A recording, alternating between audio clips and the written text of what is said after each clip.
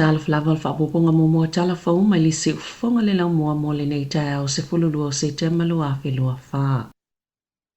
Na whaalia e pule ngā no ulo lātou le fia e whaatupe se pili mo ni fisili whapalota e sa ili pe i oi pe le ai le atuna upo ni referendums. I vaenga pule ngā no mo Māori pe te tau na whaawau pea. E mawhai o nau o tu lawal whai tau miliona tāla le tau o i fisili whapalota i le atuna u. E pe o na whaalia le te ita i whono le whaamalmalunga o pule ngā no whai tau malo Wellingtone. Na whaalia pule ngā no le le fia i le whainga malo o na ultoi whaati ati o i a tau po o tupe whaalo e whai tau wafe maafe. I le atuna u i se taimi o lo lātou whaatonu i nai le whaititi o tupe whaalo mai ana matanga aluenga. E whaase fululua mai le whaase fululima o pule ngā noo. Sa pasia ina le whaatuma upe o pitonu o mo Māori po o Māori Awards o vaenga o pule ngā noo ewa ai e Māori. E te tauna whaiani a lātou whai ngā pālota po o referendums e sa ili ai po o whio i le langolango a tangata i tau mālo pe whaabo peo na langolango i pitonu o mo Māori. I lalo le tau ngol tō la whono o pule ngā noo i na whaawaina vaenga po o pitonu ewa ai e Māori po o Māori Awards. E au noma le whaio se fisili palota e sa ili ai po fe ma fuli fina ngano tangata lau tele ina ua mai asuinga ia na fai e le lua fe lua tasi e tatau o na fai se fisili fa palota ili fai ngā palota fai ngā malo laite ili lua fe lua lima a fai e lima na o se pule ngano e fai se fisili fa palota po o se referendum ili fai ngā palota fai ngā malo laite ili lua fe lua lima e ili avano e taisu yeila lato fai unga i Māori Awards o pule ngano o kai para ma apahat lena solo ia la tu fai ungai fatu i nai Māori Awards. A o le pule ngā nuu fai tu mālua kaipara e le aini no fōmo Māori le ua whia ngai nei ma se tangi li tō la whono pe ona muli ai e le iwi a ngāti whātua. O le awhaia teu ngai i le tū la whono whātua inga tāla whia ngai tasiwa waluono ina i wha mauti noa i a leila lui foli tolu tau sanga le umia o ngai ni pe pa wha mea lofa po gift cards mai le taimi na ulua i wha atawina ai o le pili na ulua i folasia Melissa Lee o le National ma wha au o ina atu i le tasi sui o le vanga wha upwhai Dan Bidois ina ua avea ma minister o whai numera wha mawina pe tasi mai le lima ni pe pa wha mea lofa po gift cards e umale au ngā a o le i wha o aina ma e se fulu miliona tala tupe tangata New Zealand e ngā wai le tausanga o na e ngalo na wha ngā na o le act na te e le pili o na e wha pe le tāua mai wha mama wha avenga i pisinisi o pepa wha mea lofa po gift cards na wha atau moni mafua anga po ni wha moenga i ni wha la potopotonga fe sosoani o le ale e ini aso wha apito e wha amutai o lo iei fo i se vaenga o le pili le wha ni wha salanga i pisinisi e le usta ia inga ala i lo lato whaabau peo na whaatau atu ni pepa wha mea lofa e pupu waso e au ngai.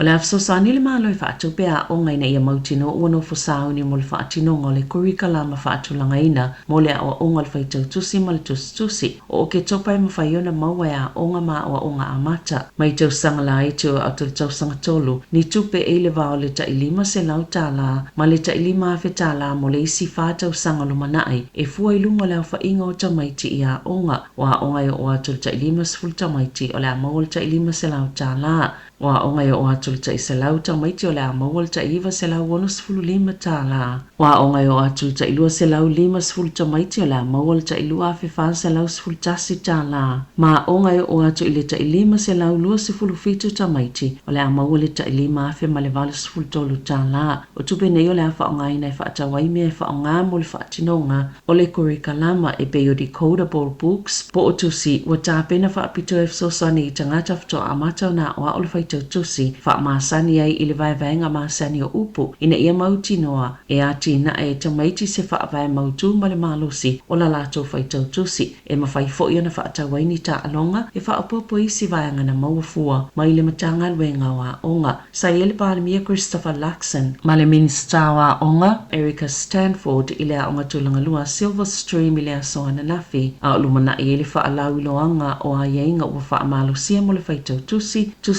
ma le numero moa onga tulanga lua. O le amataina le malo se polo kalame wha o ngai le artificial intelligence po le poto wha folinga o masini wha pe o le poto o le tangata. Ma ua wha ingoa ina o le COV-GPT na wha silsila le minister mo le teknolosi Judith Collins lea polo kalame fau. I le fono le au te aroa AI Summit na whai au kilani le tai au ana nafi o le a whaatautai le Calican Innovation le polkalame whaataitai o le Jetpot na whawina sosani e tangata New Zealand i a whaingo fiona sa ili ni whaamatalanga e winga i le malo maana matangaluenga po o na la o lo valo ia ina le o atu tau sanga ilua a whetolu valo o atu i le fitu ono piliona Tala le sao le AI i le au te lenga le tamau ainga o New Zealand le tau sanga pe ona sao no le minister e fo i se isi polo kalame e ese mai le Calican Innovation e una ina i pisini se whaongale AI mau fo toa iawa noa mo su enga malif so sani mai le awa tama mai le tekonolosi whapea fo i mani so sani tautupe e ono maua. O penga so ta inga pole social media o le au nanga pito sili lea ona va ai to singa po ni ata ya fietanga te to sai mamanato tanga ta Pasifika Maori Asia Momosalemi New Zealand na fa alia le li pote le pulenga mo le tolanga tau fa sala launga po le PSA wata o le freedom of expression and harms impacting diverse communities le na fa tala no itanga te to fa sala wivas full tolu na ma wai to samale tasi vai tolu tanga ta Maori Pasifika Momosalemi sao lātou li potia lo lātou whaitawina wa aia po le whaalonga fo ini uputau whaaleanga, whaelonga lanu, ma whaelonga tangata, sa whaasua whaalawa i tele i le ono māsina ua tua nai. E pito malo sila wailunga upenga fsota inga po social media, e tele i lava whaitionga po ntusinga po niata, e whaamanu ali ai loto ma mawhau, pito ai le televise ona sasole i ai maisi au nanga o talafo ilunga le interneti. Na maua fo i lea sa ili linga o le awhal whaitau a whai o tangata anu u ese e tau mamau ese mai whaasala launga o na o whaupunga whailonga lano ma natu e te e tangata Maori o whaamatalanga whaitu au ili whitaua inga i le vāo Palestina ma Israelu po ni whaamatalanga fo i o loo whaatu saini tangata i ni whainga solutu la fono po o ni telo lisi e tu samale 5% o Maori, 10% o Pasifika, 5% o Asia ma 10% o Mosalemi e tali tono e te tau una malo lo sine tapulaa ili whaalinga sa o loto o finangalo ina ia tau fiele tutupu mai o ni manu anga. E lima sfulfato sango se tau lelea ua molia o ana taifau e lua na usfa ia se tumai taimalana taifau i Coromando ila solua sfululua o mea lo tau sanga nei. E ono se fulu maona tupu tau sanga le matuolo tina na manua tinga aine le usfa inga taifau maana aveli tina le fale mai Waikato na ta uese sa upalupule ngano o faitu malo a Thames Coromando na mai ali so suenga ma ona ole o ngaunga fo i ole usfa inga taifau wa fai ele fai unga e fai ale molianga e tu la ile tau le ele alfa amsinonga fai tu malo Thames sile masino o kitopa o se tasio ia molianga e o atu le tolu tau sanga le fale pui pui le fa salanga po o se sala tupe o atu ile lua se fulu wa Tala. Wasu yele molianga e whaasanga se tamai titia o ngas fulono tau sang le matua i Wellington le ana tua ielo na whaao o ni manu anga i se teine talavou i te tono lea onga salwa i molia lea talavou lo na whaao o manua malona nau i aunga onga ni manu anga i le isi tangata i le aso 5 Julai pe i ta ile whaamsunonga whaitu malo Wellington le aso lua na toi su yele molianga mo le saunga le mu o le na whaia le tangi o lo whaasao na whaalauloa whaamatalanga o le o molia e au fielea onga po o le olo o tangi.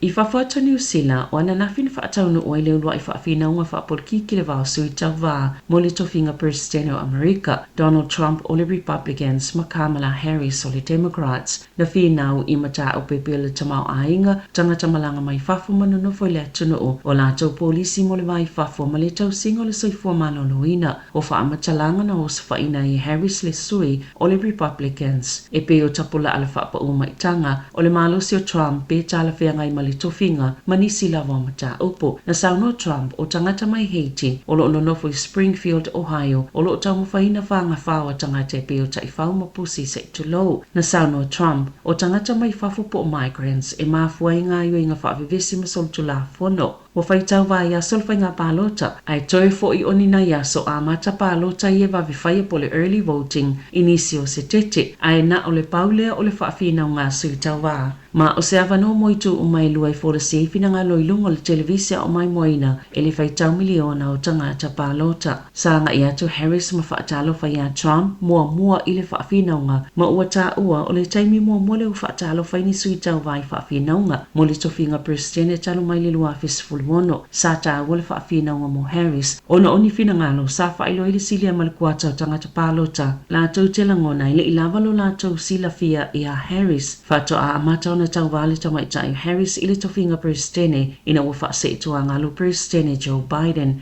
na whaatau tai ile ABC News le whaafina unga ile National Constitution Center i Philadelphia ile ini tangata na awai whaanongolongo i tutono le potu na whaiele whaafina unga masata pefo i masini whaaleo teleleo a sui tau va ile taimia sauno ai le isi sui. I taalonga na tutusal taalonga le vao le au soka tama New Zealand le All Whites ma le awale United States ila la tau taalonga wha samsama no i Cincinnati o lo numerous fulu ono Amerika i au soka lalangi ai ufa atolo na taalo New Zealand ma USA lua whaia ina tasi le tutusa New Zealand o le taalonga le ana whaia le whai ungo le vaiaso na taalo ai ma Mexico na whaia ina ai New Zealand i tolu i le le ai o le masina o ke topa i amata i taalonga le All Whites i le taamirsanga le Oceania esa ili awe o fiatu ile ipo le lalangi. Tala fo ia malisi ufonga le lau mua mo le nei vaenga o le tai au.